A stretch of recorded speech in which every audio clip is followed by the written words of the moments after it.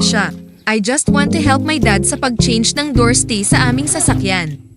Dahil hindi ko kayang pigilan ang pintuan sa sobrang bigat nito, si dad ang tagahawak, then I'm the one will gonna unscrew the parts. Let's go! Door stays are an essential piece of hardware for a back door installation. They provide support and stability to ensure that your doors open and close smoothly and securely. Mabibili ang door stay sa mga motor parts store at sa online. First, tatanggalin ko muna ang mga bolts sa ibaba at sa itaas. Matigas siya pero kaya naman tanggalin sa katulad ko.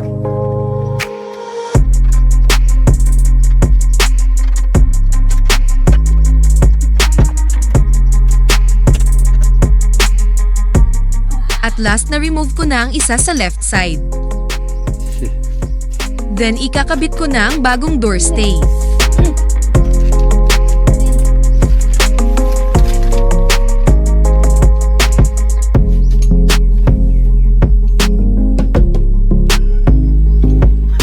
How to loosen nuts, bolts and screws is like opening the faucet.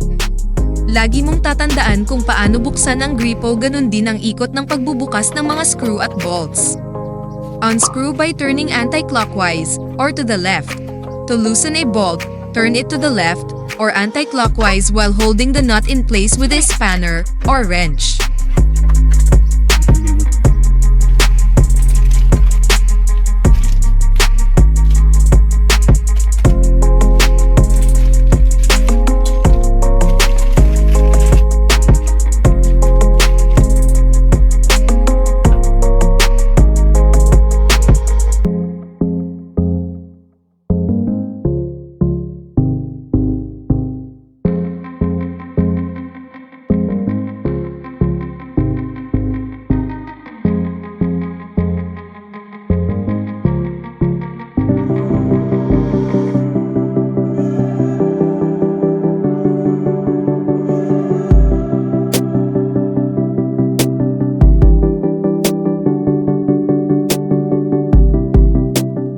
Wow!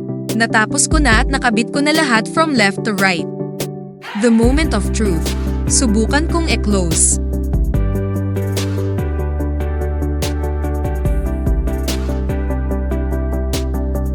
Thanks for watching.